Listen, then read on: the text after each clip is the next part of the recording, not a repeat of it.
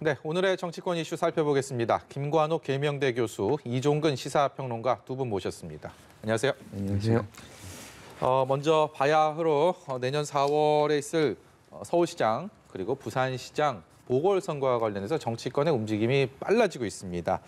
민주당이 어제요 당원들의 견해를 먼저 물어본 뒤에 이 두 보궐선거에 후보를 낼지 말지를 결정하겠다. 사실상의 입장을 이렇게 밝혔는데 야권의 비판이 매우 거셉니다. 먼저 관련된 내용 듣고 오시겠습니다. 후보를 내지 않은 것이 가장 제대로 된 사죄이고 국민들에게 용서를 받는 일입니다. 무려 838억이나 되는 혈세가 자당 출신 자치단체장들의 불법 행위로 일어나게 됐는데 전 당원이 결정했으니까 후보를 내겠다, 당헌을 바꾸겠다. 너무나 후한무치한 일 아닙니까? 지금이라도 전 당원 투표라는 얕은 꾀를 쓰지 마시고 우리는 아프지만은 후보 추천하지 않겠다고 정직하게 나오십시오. 네, 먼저 이종근 평론가께 좀 여쭤봐야 될 것 같습니다. 주호영 대표 얘기 듣고 왔는데 무공천이 제대로 된 사죄다 이런 얘기도 했고요. 그리고 국민의힘 내부에서는 이번 재보선은 그야말로 성추행 선거다 이런 프레임까지도 내세우면서 민주당에 대한 강한 비판을 계속해서 내놓고 있습니다.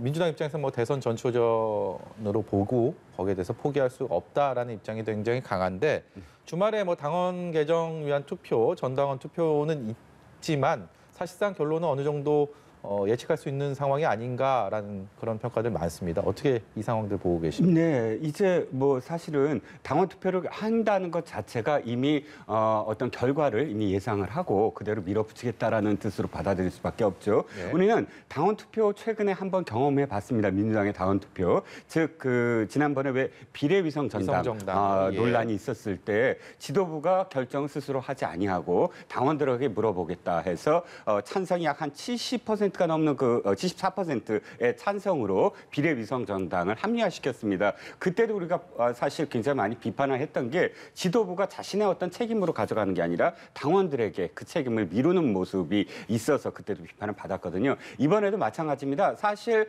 당원을 개정하는 것은 당원들의 투표로 결정되는 게 아니고 사실 당무위원회나 중앙위원회의 제적 과반수를 넘기면 당원을 개정할 수 있거든요. 그런데 그 전에 당원들한테 물어본다는 건 일단 책임을 그쪽으로 돌린다는 이야기고 당원들의 의견을 수용을 하는 형식으로 하는 것 자체가 또 한 번의 어떤 책임 미루기다. 이 비판에서 자유롭지 못하고요. 한 말씀만 더 드리면 또 주호영 원내대표의 비판은 사실상 2015년, 2017년도에 민주당의 입장에 대한 사실 반박입니다. 그 당시만 하더라도 정당발전위원회, 민주당이 그걸 만들어서 2017년도에 아예 법제화를 시켜야 된다라고 하면서 그 근거가 뭐냐면 그 직전에 그 전년도인가요? 새누리당에서 그때 이 귀책 사유가 있기 때문에 보궐선거를 했을 때 공천을 했거든요. 그것과 관련해서 당시 이제 현재 문재인 대통령도 당대표 시절에 굉장히 비판을 하고 또 그 비판의 어떤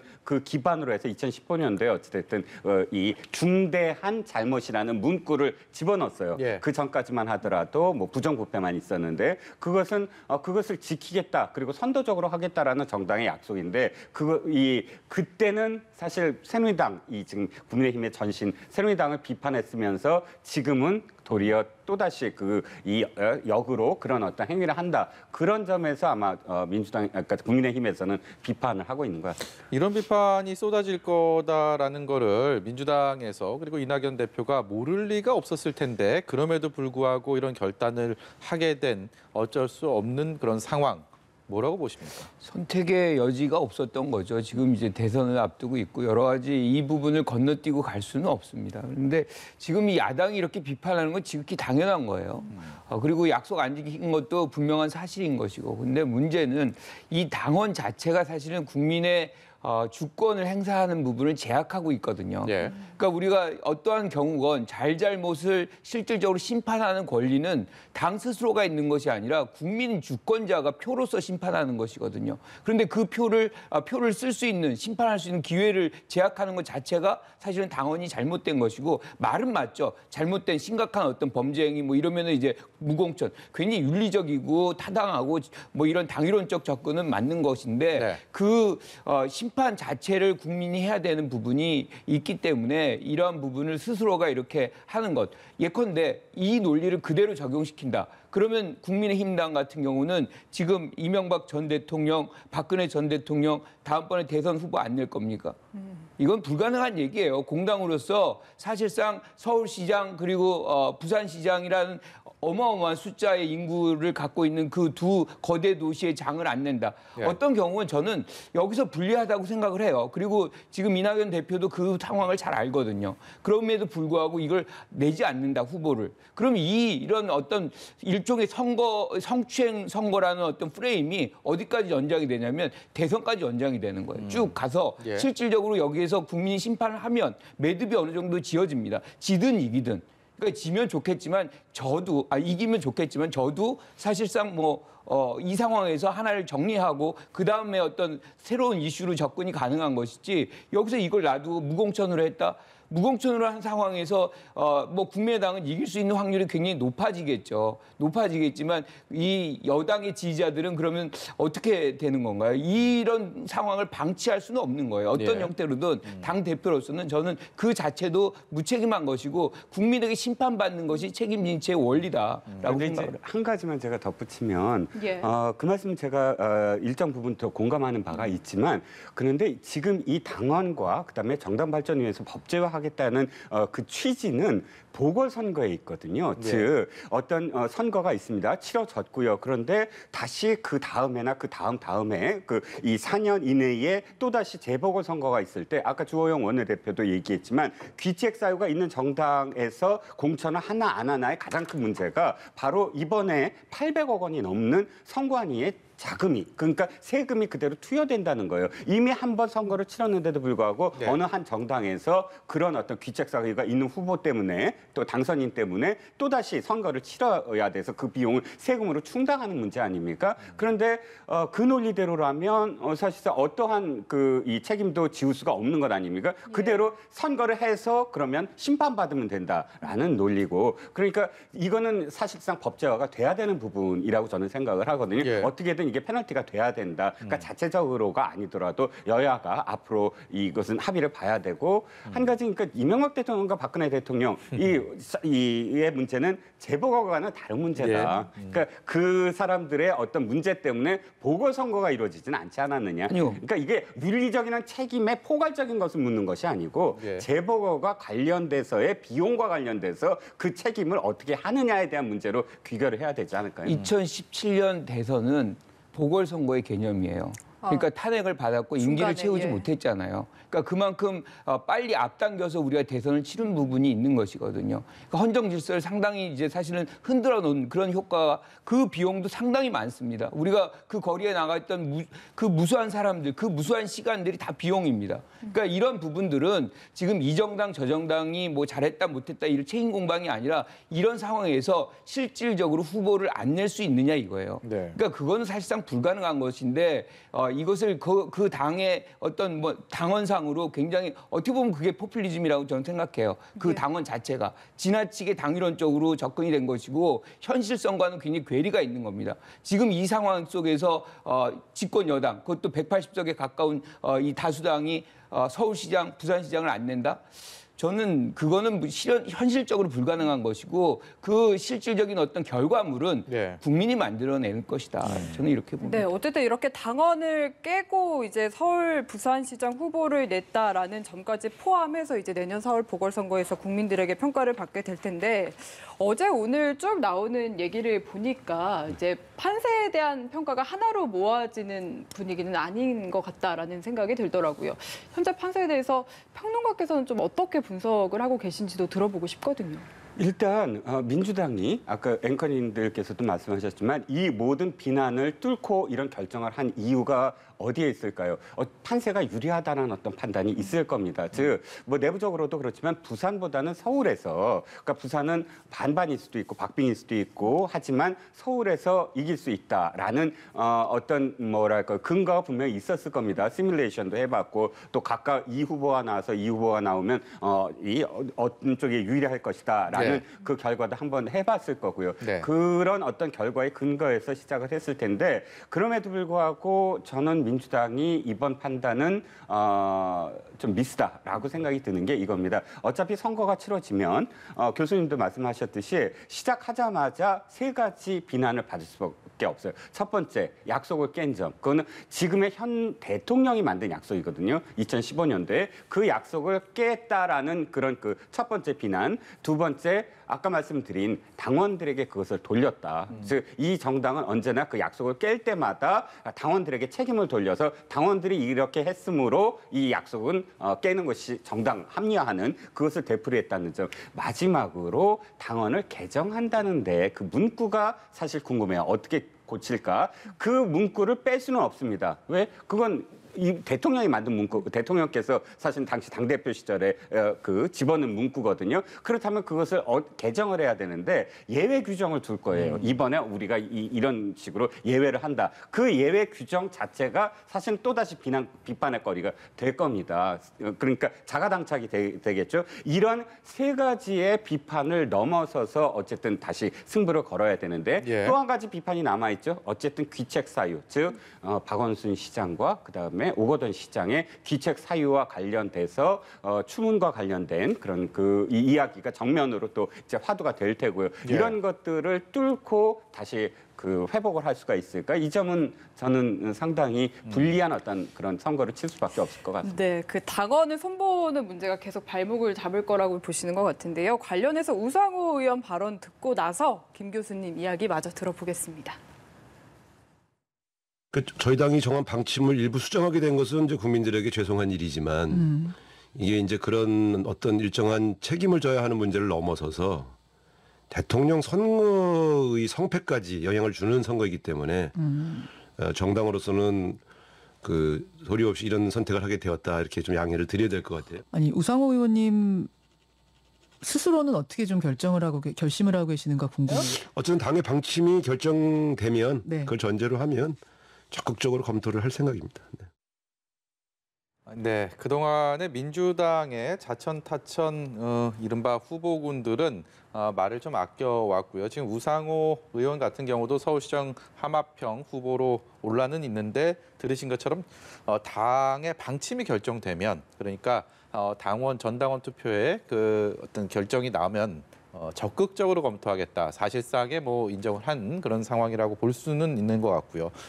반면에 국민의힘은 경선 준비도 이미 다치를 올렸고 차근차근 진행이 돼 가면서 하마평에 올라있던 사람들이 이른바 플레이어들이 막 수면 위로 올라오고 있습니다. 판세에 대해서 좀 여쭤보고 싶어요. 이게 너무 저희가 깊이 들어가면 아직까지 이 전체적인 윤곽이 짜여지지 않는 상황에서 너무 이렇게 얘기가 퍼져갈 수 있기 때문에 전반적인 판세 정도 여쭤보고 싶어요. 당 차원으로 본다면 민주당이 뭐 불리할 수밖에 없죠. 지금 두 자치단체장이 낙마하게 된 배경도 성추행 의혹이라는 거예요. 굉장히 사실은 불리한 사안이거든요. 예. 이것을 하나의 프레임으로 한다 그러면 쉽지 않습니다.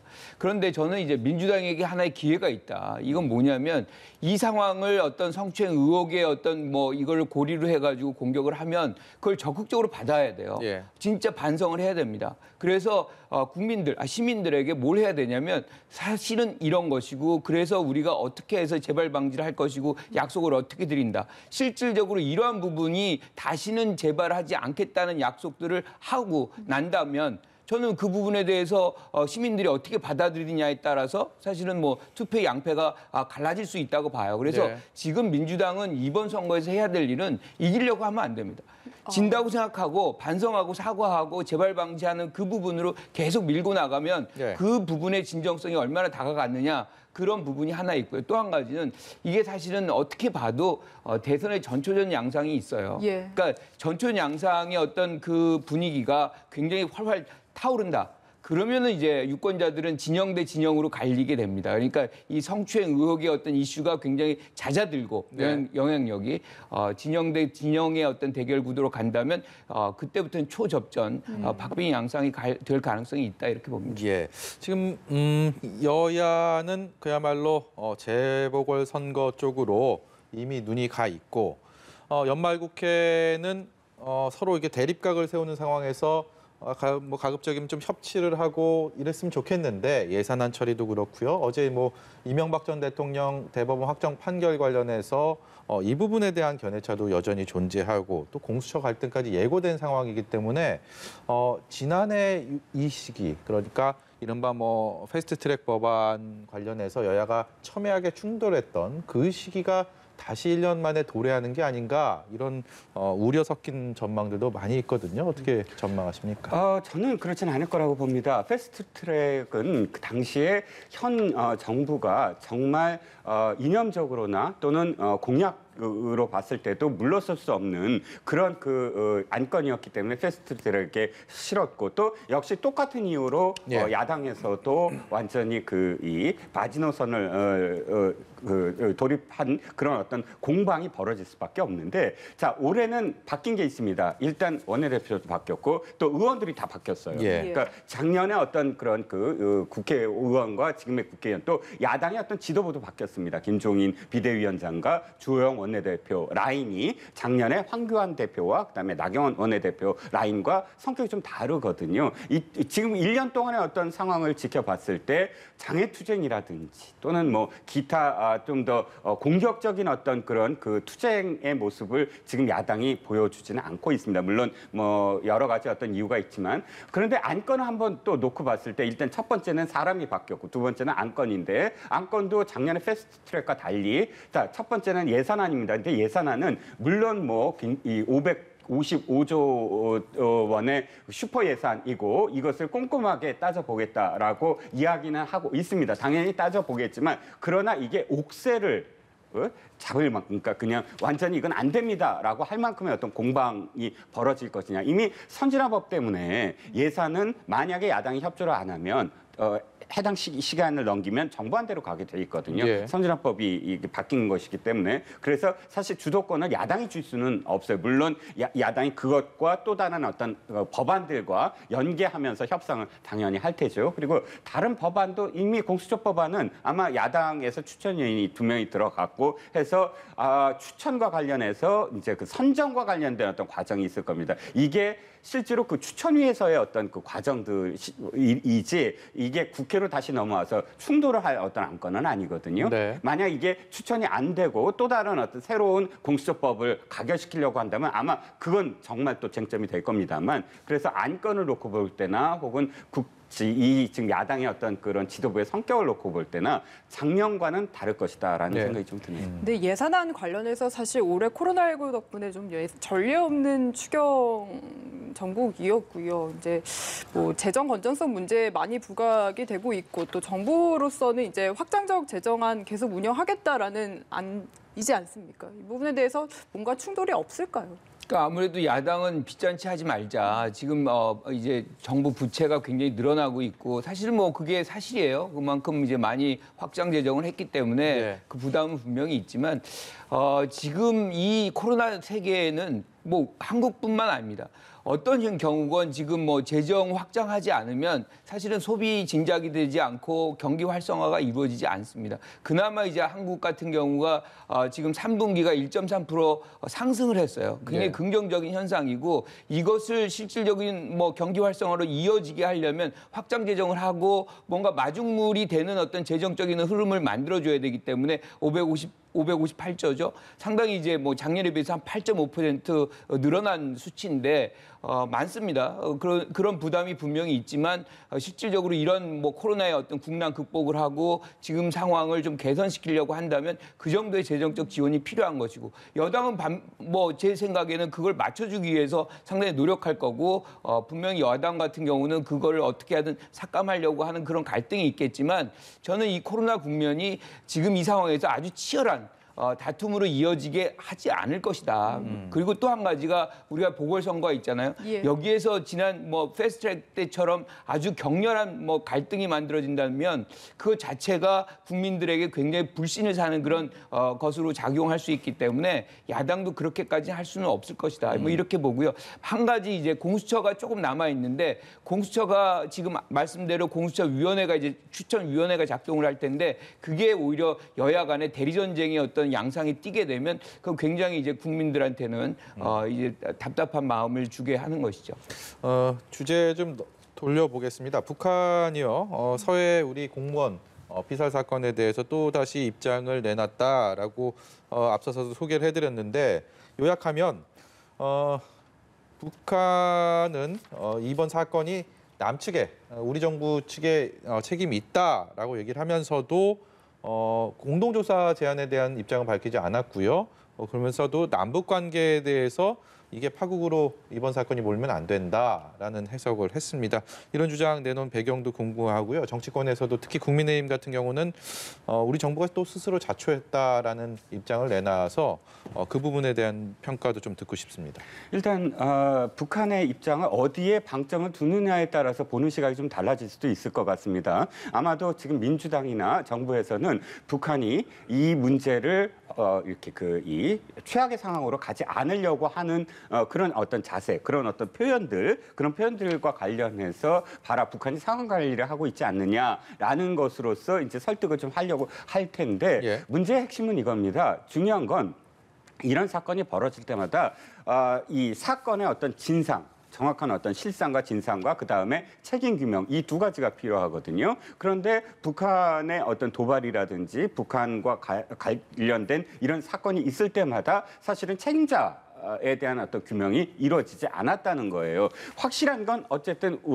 우리 국민이 북한의 영해에서 6시간 동안 무리에 있다가 총격을 받고 죽었다. 이것은 뭐 사실 아닙니까? 그건 북한에서도 인정을 했고, 예. 단 이제 북한에서 지금 이번에 그 통신에서 밝힌 바에 따르면 코로나19라는 그런 엄중한 그런 상황 속에서 남측 정부가 남측 주민을 제대로 통제하고 관리하지 못했다라고 표현했거든요. 결국은 우리 쪽 정부가 잘못했다는 것이고 자신들의 어떤 잘못을 단 한 가지도 인정하지 아니한 그런 상황이고 자신들의 잘못을 인정하지 않았으니까 당연히 책임자 규명이 불필요하다는 이야기고 그러니까 책임자 규명이 불필요하니까 조사는 필요 없다는 이야기고 예. 이렇게 되다 보면 사실상 우리 정부에서도 아무리 국민을 설득하려고 하더라도 설득할 수 없는 부분이 최소한의 어떤 공동조사도 받아들이지 않았죠. 그리고 뭐 통신선 재개도 받아들이지 않았죠. 그러면 뭐 민간 그 교류라든지 이런 것들을 할 수 있는 명분이 없거든요. 네. 그러니까 북한으로 봤을 때는 최대한의 자신들의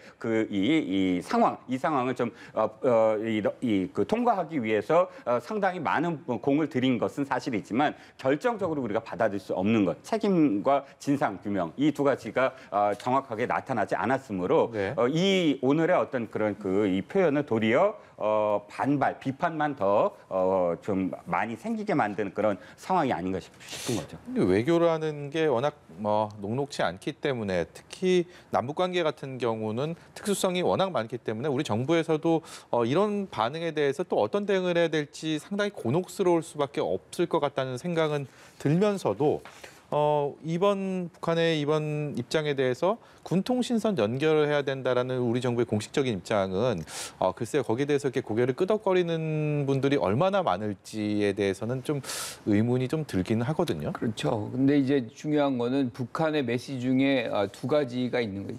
핵심은 시신을 못 찾는 거예요. 네. 네. 또 한 가지는 파국을 좀 안 갔으면 좋겠다, 이 상황이. 그러면서 이제 겨냥하는 것이 사실은 보수 세력을 겨냥하는 것입니다. 이거는 해법은 아니에요. 왜냐하면 한국 정부는 여기에서 북한의 입장을 대변할 수가 없습니다. 왜냐하면 한국 공무원이 여기서 피격이 됐고 사살이 됐잖아요. 이건 분명히 어떤 형태로든 진상이 규명이 돼야 되는 것이고, 정부도 지금 두 가지를 얘기하고 있잖아요.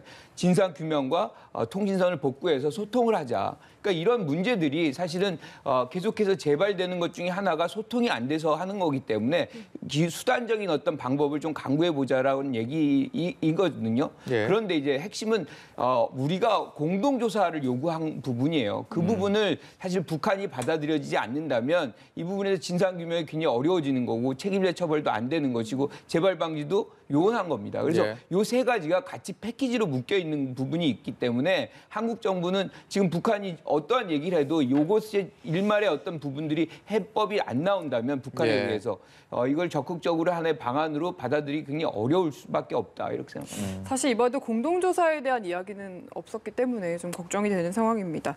마지막으로 이제 공수처법이 연말에 좀 내관으로 남아있다라고 이야기를 해주셔서 이 관련된 이야기 좀 해보고 싶은데요. 지금 공수처법 시행 107일 만에 이제 공수처장 후보 추천위원들이 첫 회의를 열지 않았습니까? 이제 9일까지 후보를 추천을 하기로 했는데, 위원 한 명당 이제 5명 이내에서 후보 추천을 할 수 있는 상황이라서 후보가 최대 35명까지 가능한 상황이거든요. 그렇죠. 이게 추리기도 좀 쉽지 않겠다라는 생각이 드는 상황입니다. 네, 그렇습니다. 그런데 이제 일단 지금 이 추천위원들의 그 상황을 보면 이제 여당 둘, 여당 후보 둘, 야당 후보 둘입니다. 물론 5명이지만 여당 측의 추천 위의 위원들은 아마도 뜻을 같이 할 수 있는 부분이고, 예. 수의 후보들이 중복이 많이 그렇죠. 되겠죠. 그러니까 예. 그룹핑이 될 수 있다는 얘기거든요. 그리고 그 중간에 있는 어떤 뭐 대한변협이라든지 이런 분들도 사실상 뭐 5명씩 다 해갖고 전체적으로 35명을 하지는 않을 거예요. 그렇죠. 최대 예. 인원이기 때문에 그것은 좀 더 축약이 될 테고, 또 여기에 어느 정도는 또 정부가 초대 공수처장이만큼 출범하는 만큼 정부의 어떤 의견도 충분히 또 반영이 될 것으로 저는 알거든요. 그렇기 때문에 너무 제가 산술적으로 따졌네요. 그렇죠. 예. 미연이 많다기보다는 실질적으로 이 정부에서, 아까 정부라고 자꾸 표현하는데 여당 측의 추천위원들이 지금 옹립은 좀 표현 이상하고, 추천하려는 후보와 야당 측이 추천하는 후보, 이 거의 두 그룹 간의 어떤 그런 그 뭐랄까요, 뭐 의견 교환 또는 협상 또는 뭐 그런 어떤 과정이 이제 나올 텐데, 바라건대 가급적이면 중립적인 인물이 예. 추천됐으면 하는 바람입니다. 한 1분 정도 제가 시간을 드릴 수 있을 것 같은데, 마지막으로 연말 전국의 공수처에 대해서 어떻게 전망하시는지. 이게 가장 갈등적인 요소라고 저는 생각을 해요. 왜냐하면 이제 공수처가 주도권을 누가 가져가느냐의 문제고, 지금 야당이 사실 비토권을 갖고 있는 부분이거든요. 예. 그런데 이제 중요한 거는 여기서 계속 후보 추천을 미루고 거부하고 이게 길어져서 연말까지 넘긴다. 예. 그러면 사실 역풍이 불 수 있습니다. 그래서 저는 이 부분도 운영위원회, 지금 이제 위원회죠. 위원회에서 사실 세부 세칙이라든가 다 정할 수 있어요. 그러니까 예. 아예 그냥 언제까지 후보 추천을 한다. 그래가지고 기한도 정하고, 그다음에 예컨대 아까 우리 후보 이제 추천 방식도 대한변협이 리스트가 있거든요. 그걸로 할지, 아니면 국민 공모 방식으로 할지, 네. 아니면 각각이 5명씩 어디서 모셔오든지, 뭐 이런 방법들을 서로 상의해가지고 투명하게 처리한다면 조금 낮을 것이다. 뭐 이렇게 생각하고, 이 문제로 인해서 또다시 국민 분열 같은 것들이 발생 안 하기를 바라는 거죠. 예, 오늘 말씀 여기까지 듣도록 하겠습니다. 지금까지 김관옥 계명대 교수, 이종근 시사평론가였습니다. 고맙습니다. 감사합니다.